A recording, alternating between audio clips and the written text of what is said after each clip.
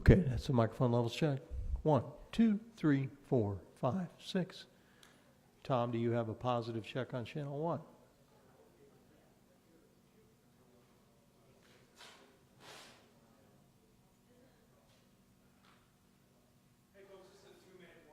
The microphone levels check and a 2-minute warning on channel 1. Thank you.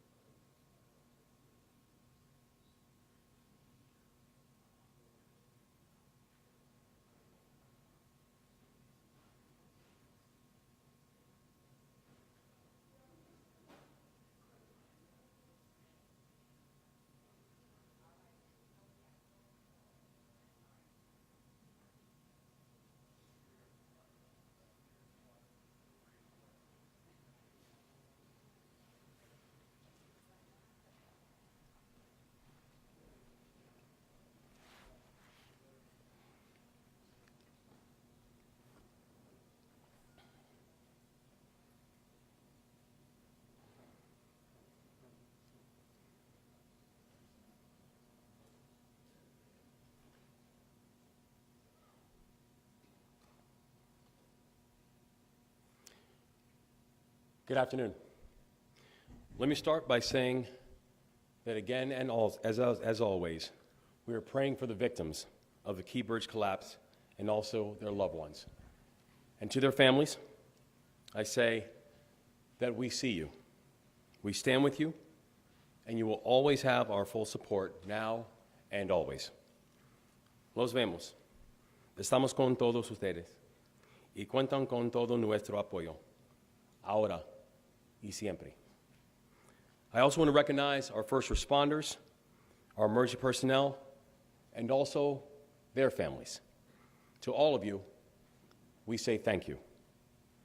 Now, I want to say a few words to the leaders from all across the state who have shared their prayers and shared their support. Ever since the collapse, we have been hearing from elected officials from all over the state and from both political parties. Elected officials from big cities and small towns, from Western Maryland to the Eastern Shore, and everywhere in between. We'd heard from people like Neil Rupp from Carroll County, and he's the mayor of a town of about 1,700 people. We've heard from people like Talbot County Council President Chuck Callahan, who's a Republican, and people like the mayor of Berlin, Zach Tindall, who's a Democrat. We have heard from so many from all across the state, and I want to say to all of you, to all of them, thank you for your good words.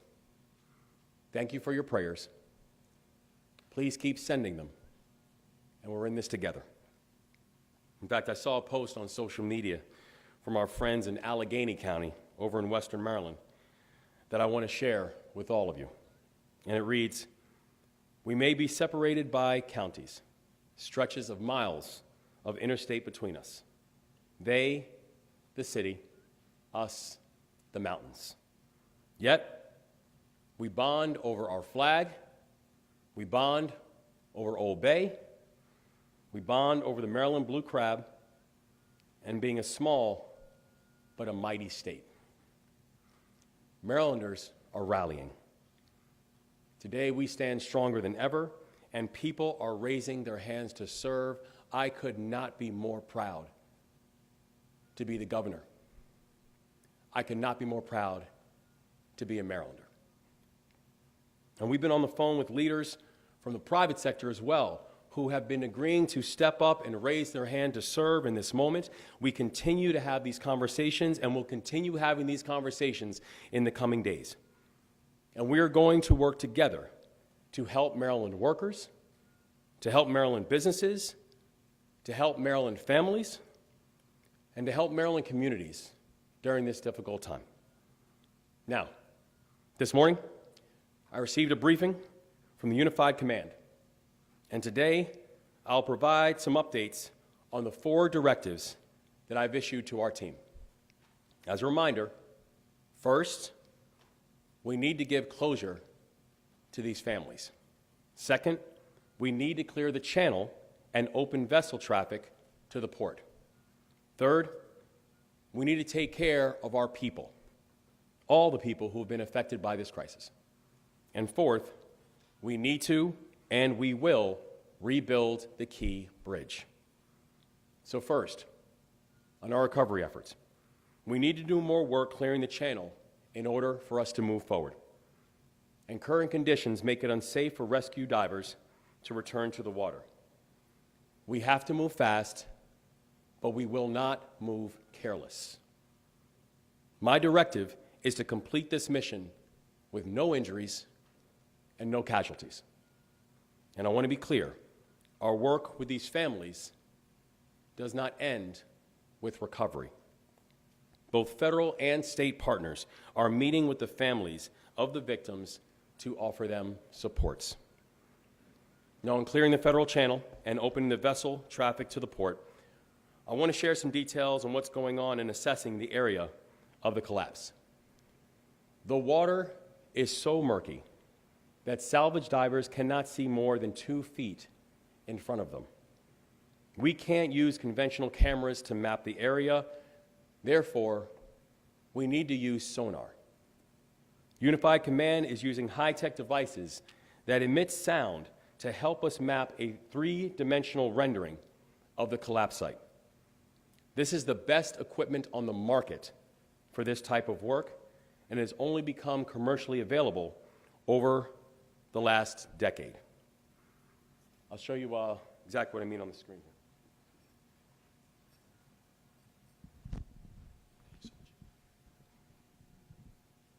So right here, what we have, right where we have here is the 3D rendering of the collapse site.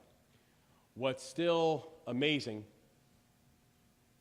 and still breathtaking to every single one of us is this is our beloved Key Bridge. This is what it looks like now with a vision under the water, mangled, collapsed, cantilevered. That's the Key Bridge. And what we see here is while the images that we are able to see with the camera of above the water are breathtaking and horrifying, what we are seeing here under the water, where you're now having debris and wreckage that is sitting inside of a channel, inside the Patapsco River, much of it collapsed and pancaked with a 50-foot depth, is absolutely staggering. This channel that we are seeing here, this represents approximately a 700-foot area with a 50-foot depth. So that is not just the extent of what we're talking about when we're talking about the channel. What it's also meaning here, when you're looking at how mangled this wreckage is, how collapsed this wreckage is, it begins to highlight the level and the challenge that we have in front of us when it comes to this recovery mission and to being able to open up these elements of the ports.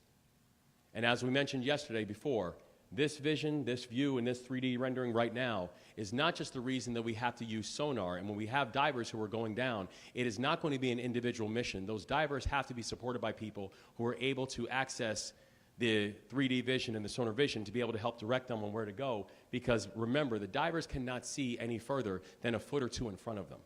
So this really is a buddy mission and a team mission that takes place every time the divers go into the water. But the areas that have been cleared thus far, that we spoke about, those areas are not even included inside of this map.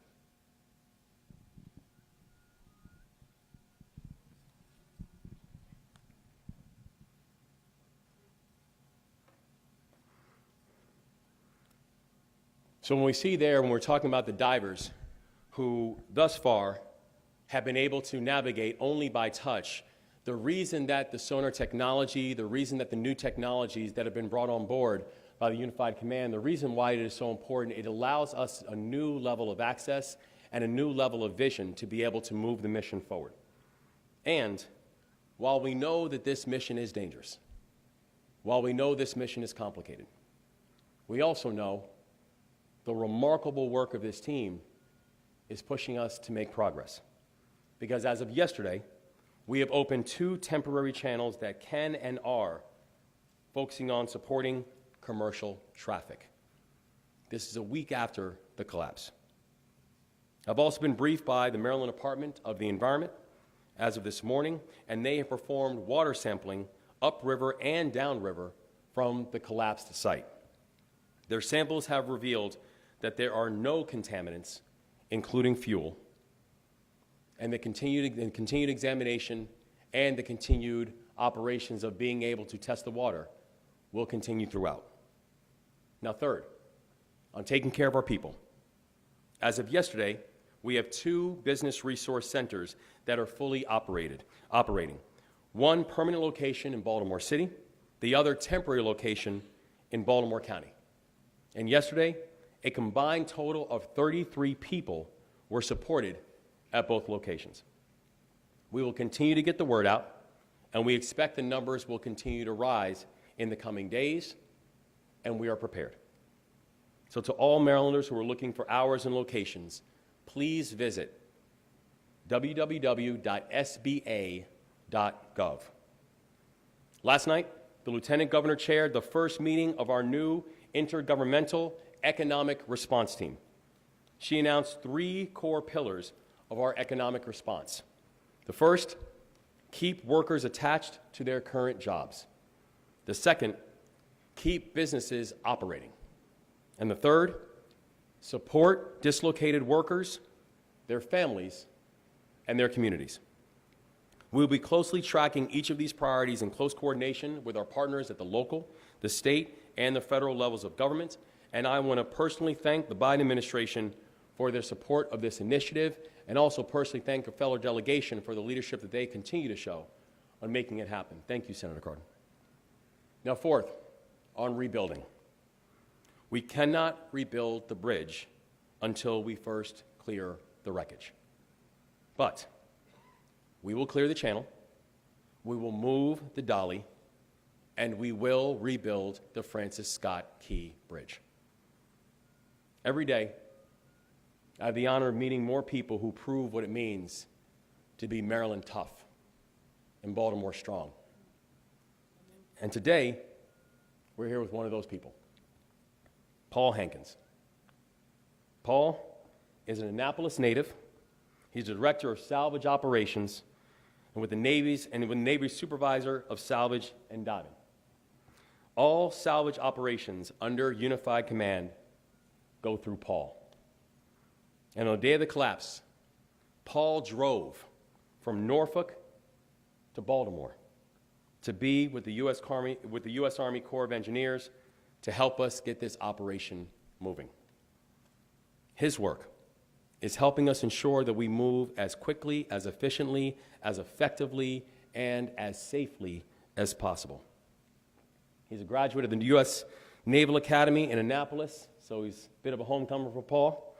And he served in the U.S. Navy, and even as an Army guy, I appreciate you, sir, both in the active, and in the reserves.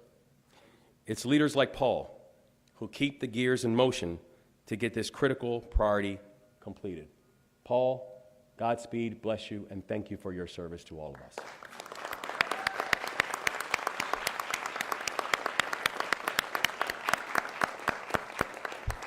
Now, in a moment, I will hand it to Admiral Gilreath, who's speaking for Unified Command, but also we're joined by the following speakers: Colonel Pinchason from the U.S. Army Corps of Engineers, Senator Ben Cardin, Baltimore Mayor Brandon Scott, and Baltimore County Executive Johnny Olszewski. And I want to thank all of our additional partners for being here today and for all their leadership and their tireless efforts. I will now hand it over to Admiral Gilreath, representing Unified Command. Good afternoon. I'd like to give you a few short updates from the Unified Command. First, our number one priority remains reopening the deep draft channel. And in that regard, we continue diving and survey operations along with our engineering calculations. Now, we've had to pause diving. As you just heard a second ago, we heard that thunderstorm coming through, so we've had to pull the divers out. But once it's safe to do so, we'll get them back in the water and continue diving on those operations. I'm going to ask Colonel Pinchason to provide you a little bit more of an update on that deep draft channel clearance in just a moment. Our second priority is to remove the ship from the channel also and get it off and refloated.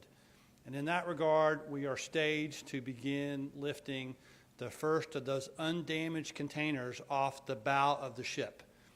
Now, we need to lift those undamaged containers off to give us space to safely operate, to begin to plan to remove portions of the bridge that are also now embedded into the ship.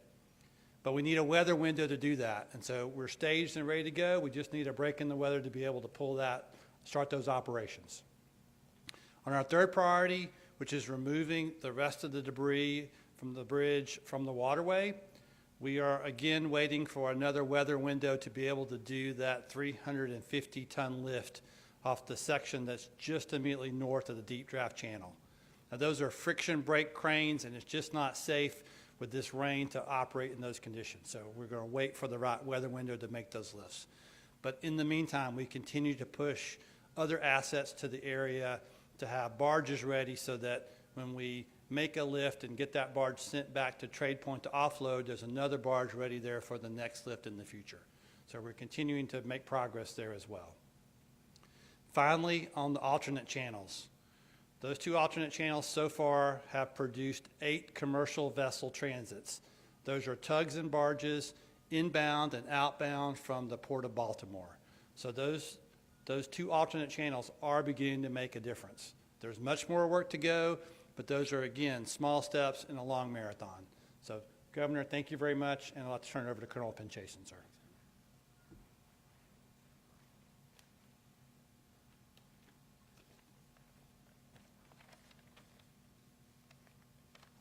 Good afternoon, everyone.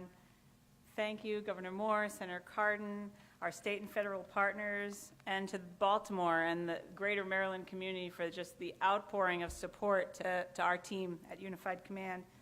We really appreciate it more than you know. I'd first like to say that our hearts and minds are with the families and everyone that has been impacted by this tragic incident, especially the families of those of the victims that are still unaccounted for. We're working tirelessly in Unified Command, but we are keeping those families in mind. We think and talk about them all the time, knowing that that's the thing that's really keeping us going. And so want to make sure that the families know that they've got the best team working on this for them. Our salvage priorities remain clearing the channel, refloating the vessel, and clearing wreckage from outside the channel. Our teams are working really hard right now in the rain, and we're monitoring to see if we need to stop and go as we're going with the lightning. We just heard it, so I know they're stopping. But salvage operations continue even though the crane operations might stop. We have salvage efforts on the vessel itself, which are preparing for future work. The shipper is lifting non-impacted, non-impinged containers for storage at Sparrows Point. And we're also working 2 concurrent efforts in the 50-foot channel, the 50-foot shipping channel. We're still planning on removing that 3,000 to 4,000 ton span that's resting on top of and leaning up against the vessel. And we're also planning to clear wreckage from the far side of the channel. What I mean by that is the far side away from where the vessel is grounded into the channel side. To accomplish this, we're working with the U.S. Navy's Soup Salver and salvage industry partners to gather additional imagery for the engineering analysis that's going to inform our lift and rigging plans. We're planning the lifting to occur as part of that to include hydraulic shears that can cut thick bridge cables and other parts of the bridge structure. I just wanted to highlight real quickly, just because when I mentioned the soup salve, and Paul is standing here, and I would be remiss if I didn't relay what Paul said to us up there. He said, the people that are really doing the work, the people that really need to be thanked are those divers out there. They're the ones out there doing the work all the time, and when I talk to Paul, his humility just comes right out. He takes their safety and that coordination of those teams so seriously. It's such an honor to serve with that kind of a team, but he's 100% right. We absolutely need to remember that the folks doing the real work are those salvers, the divers, all those folks out there in the weather right now. But to get back, the intent of working on clearing the far side of the channel, besides the span that's on the vessel, is in order for us to allow for some deeper traffic. So as we get deeper into the channel on that far side and clear deeper wreckage from the far side of the channel, we're hoping to be able to traffic larger vessels through. So I know we mentioned that we're continuing salvage operations, so we're not going to be able to do any heavy picks today, but the survey work continues on. Inside the channel, the dive operations that are continuing on the far side, they're going to be both on the east and west side using 3D survey systems. The imagery that the governor described of the wreckage resting on the bottom shows the magnitude and complexity of this challenging project we have ahead. The underwater sonar imaging tool, also known as the Coda Octopus, is the primary survey tool used by our divers. So as visibility is, if we're lucky, 1 to 2 feet, it's right in front of them. And it's cloudy because of the 4 to 5 feet of mud and then just the loose bottom of the Patapsco River. Divers are working basically in darkness because if they used lights, if we lit it up, it would be like they were driving through a snowstorm with their high beams on. That's kind of relatable. They have to be guided by detailed verbal instructions and direction from operators and vessels up at the surface. And what those divers are doing is they're trying to feel those connections. The sonar, the imagery can show you where things are and how they're laying, but it's really important for us to know how these are connected, if they're connected at all. And that's what those divers have to go in and find. So I want to take a few moments to talk through the imagery here, is what we're dealing with.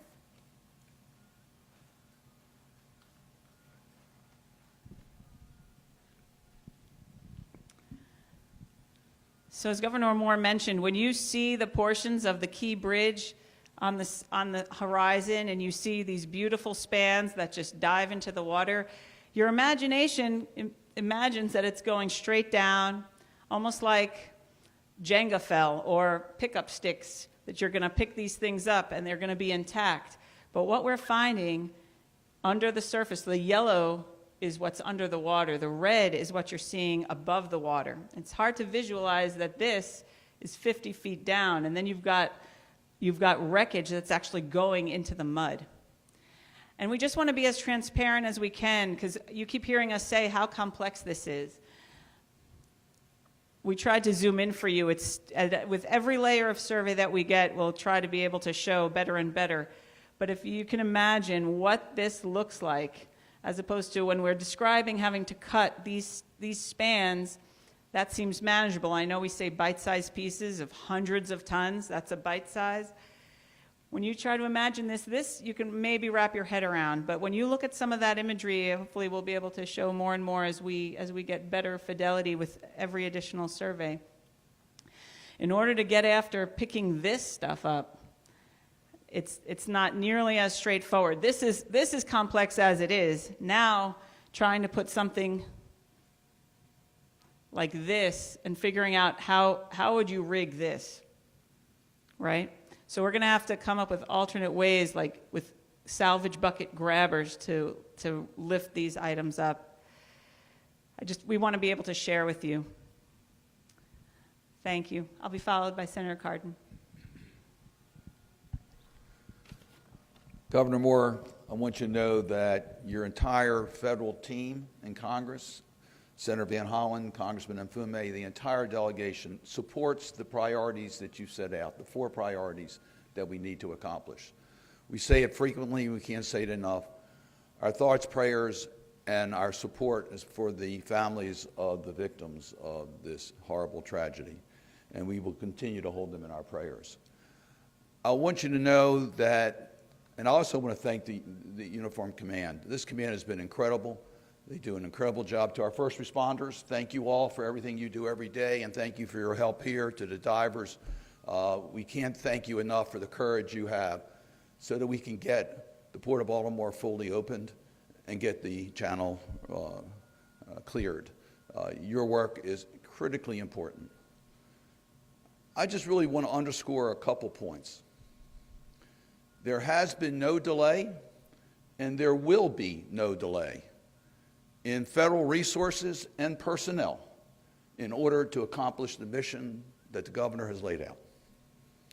I want to thank the Biden administration. I want to thank all of our federal agencies that have sent their very best here to Baltimore to help us in dealing with the challenges that we have.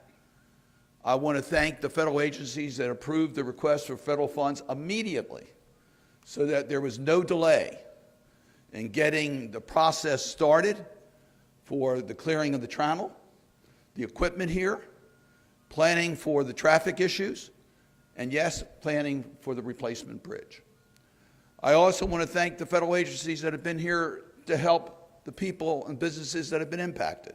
We've talked about this frequently, but Administrator Guzman of the Small Business Administration put together a team the day of the disaster, recognizing that they would be needed here in Baltimore. We have up and running offices today to help small business operators be able to stay in business. You see, small businesses are very creative, but they don't have deep pockets. And we have to make sure that they can stay in business because we're going to reopen the channel. We're going to need their help, and we're going to need to make sure that they can maintain their workforce. And Governor, you've said this many times. This is a national priority. It's not just Baltimore. Yes, we take pride in the Key Bridge, but the entire country is impacted by the channel being closed and the bridge being down. It was interesting in the declaration that was given for the small businesses that are eligible, those that are directly impacted. It's not just businesses located in Maryland. They're going to be in Pennsylvania, Delaware, West Virginia, District of Columbia, as well as Maryland. This has a major impact, as we know, on the supply chain. The Senate returns on Monday. The House returns also. On Tuesday, we will have a meeting for the state of Maryland and OMB, Office of Management and Budget, to make sure that we're all on the same page, to make sure Congress and the administration does everything we need to do, Governor, so that you have the continued full support of the federal government. I want to thank Senator Carper, our neighbor from Delaware, who chairs the Environment and Public Works Committee.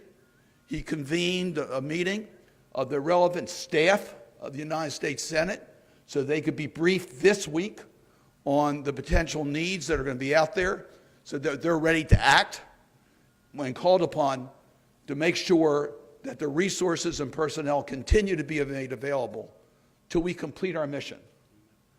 And that mission, as the governor has laid out, our priority now is to open the channel. We're going to replace the Key Bridge, and it'll be a bridge befitting to the challenges we have in our community. I'm just very proud to be part of this team. I'm proud to work with Johnny Oshesky and Mayor Scott and County Exec Pickman. And the whole team here has worked together as one team.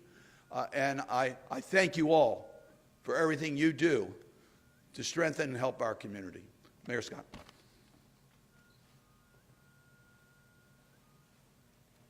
Thank you, Senator, and good afternoon, everyone.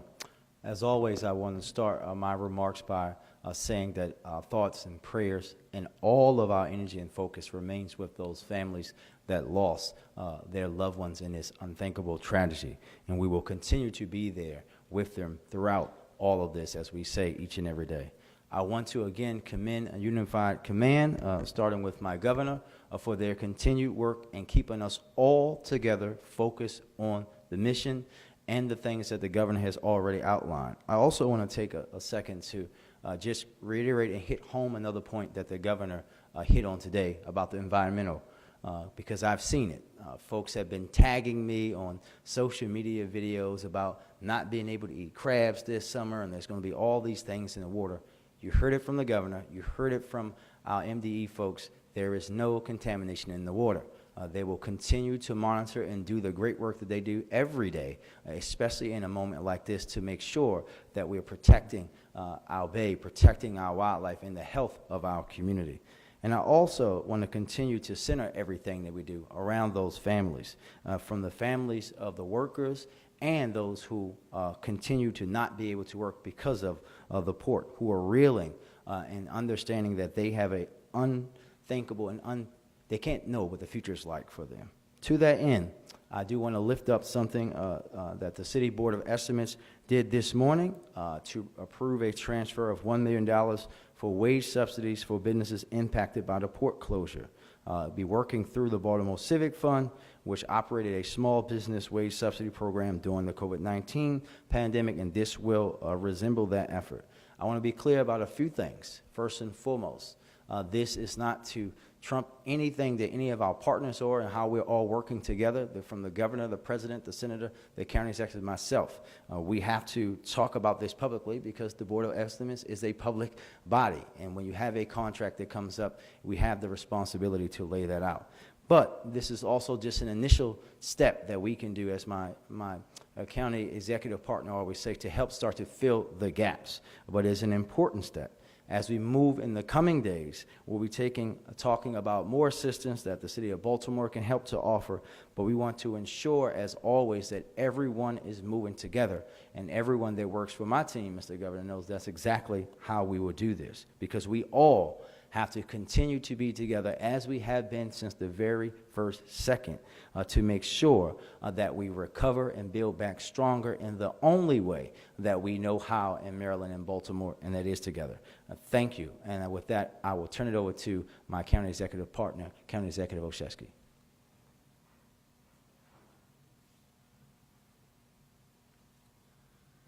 Thank you, Mayor Scott. Thank you, Governor, for your sustained leadership, for being clear-eyed about the mission in front of us, and for your singular focus in supporting the incredible teams that are doing this work. Thank you to the Unified Command leadership. Thank you to Senator Cardin and our incredible federal delegation. Thanks to President Biden for his unwavering support and incredible partners locally, like Mayor Scott and County Executive Pittman. Just a few updates from Baltimore County's perspective as we continue to support the work that others are doing. As we continue to think about and pray for those impacted families, I do want to give my thanks to the Immigrant Affairs leadership at the state level, in the city of Baltimore and in Baltimore County. Especially want to give a shout out to Juliana Valencia Banks and our team in Baltimore County. But together, these offices are doing incredible work, and we are supporting them as they support these families and help transition them to dedicated case management support to navigate a very complex set of supports that are available at all levels of government. But we thank them for their work. We also continue to support the SBA site at the Dundalk Renaissance Corporation in Dundalk, our temporary site, and we'll continue supporting the governor and the SBA as they seek out and land a more permanent site rooted in the community.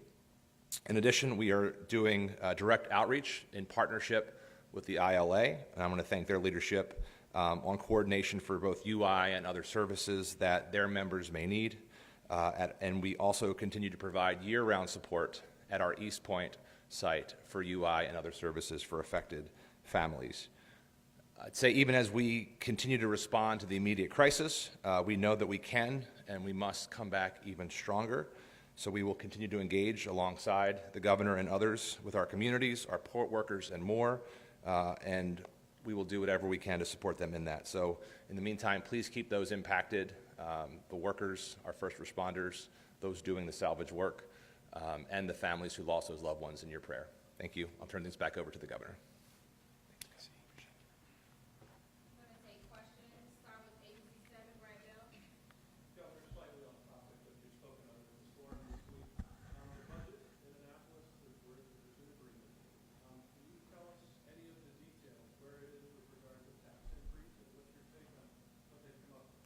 Yeah, I'm thankful we have a completion to the process of finalizing the budget. This is going to give the people of our state the certainty that they need right now and that they deserve right now. I've been clear on my guidelines and my guardrails on the budgetary process. We're now going to be going through the details, but I know that I'm looking forward to having something to make it to my desk that I can sign and move forward on. Well, I've been clear about my guidelines when you look at the budget that we initially presented, and so we're now going to go back through the details to see what the coordinated response has been, but I look forward to giving people of this state the certainty that they need right now.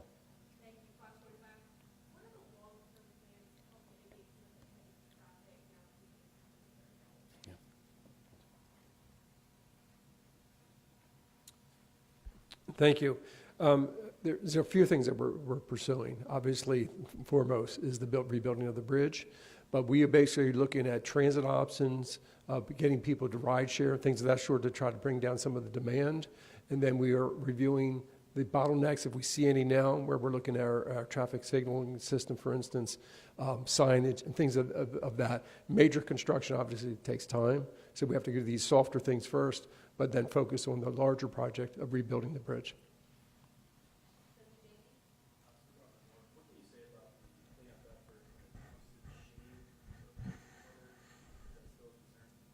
Yeah, we have a continued examination, and it's part of the reason that we have over 3,000 feet of boom that is surrounding the area, and looking to both capture any type of debris, but also go through an analysis process of what it is. I mean, we know that we can report to the people of the state that there has not been any form. There's no danger inside of the water right now, but we continue to monitor, we continue to examine, and the boom is still going to be out there to making sure we're capturing any type of residue that pushes out.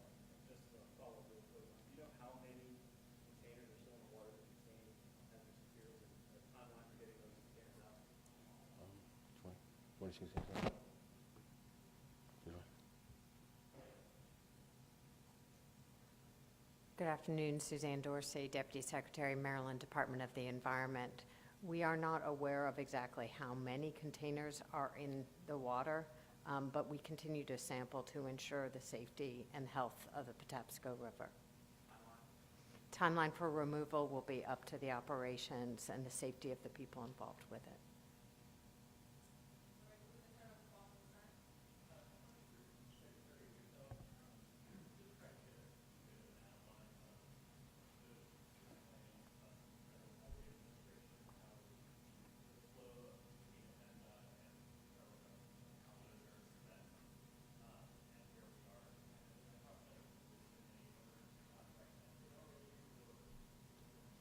Sure. Yeah, the first emergency contract was already implemented. The initial work that's been doing to clear one of the alternative passageways is using those dollars, that $60 million that we got from the federal government. So that process is already underway. We have the contractor out there working, obviously as part of Unified Command, in partnership with them in terms of where they go next. So that is already underway. We have several meetings a day with Federal Highway as we're thinking about the next portion, in effect, of the request that we will make. And then there'll be a large portion request after that, which is the bridge itself. We're working through different progressive design build types of thinking to do that, which is probably the quickest way to get the project delivered. We have to work through environmental issues and process issues that is not your concern, it's my concern to get that done as quickly as possible. And that's what we're doing behind the scenes right now so that we're ready to go as well.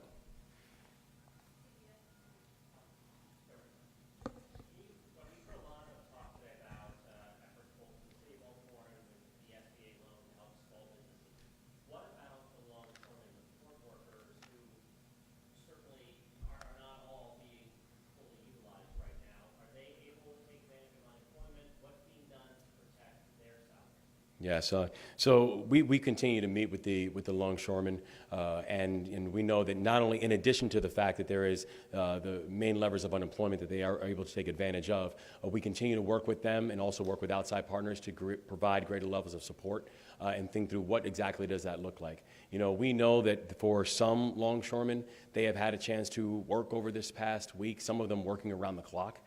To be able to help manage operations that are still taking place at the port. And we know for some, they have not worked since the collapse. And we know even for the ones that were working, there's still a measure of uncertainty that still exists for the future, for how they're thinking about their daily pace and their daily cadence. So we continue to maintain and stay in close contact. We continue to work with both our federal partners, our local partners, and also with the private sector to be able to devise long-term solutions for what it's going to mean for our longshoremen. But the basic elements of unemployment, they can still take advantage of, but we're still continuing to look at other options and other supports because we understand the damage that this has done to the industry and also to their families. So there's not a clear plan beyond the unemployment benefits at this point? We have additional plans that we're working through right now. And if I just clarify one thing, have you taken containers off the dolly, or is that you're waiting for the weather to improve to take containers off? We're waiting for the weather to improve to actually lift the containers off the dolly.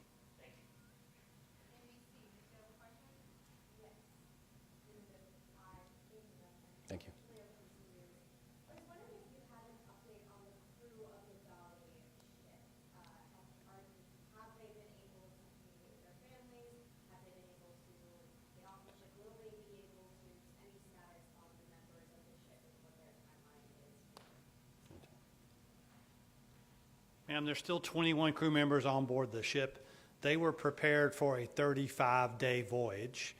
And so they have all the food, water supplies that they need to be able to continue to be safe while they're on board. They have been having communications with people back from their home countries as well.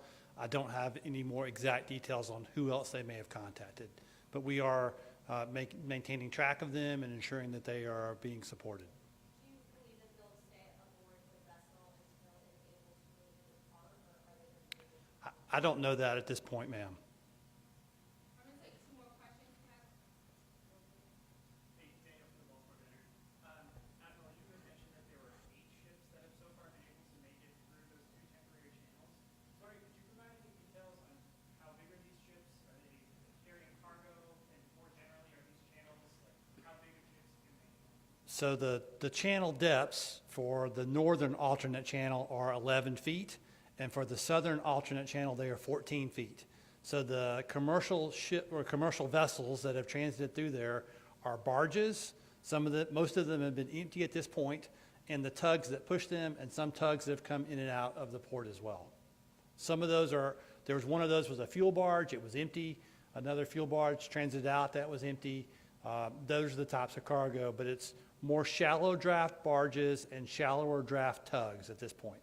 Do you have a sense of the timeline of when that third channel could be coming? And also, I guess, when, we might start to see some more activity of shipments either coming in or going on?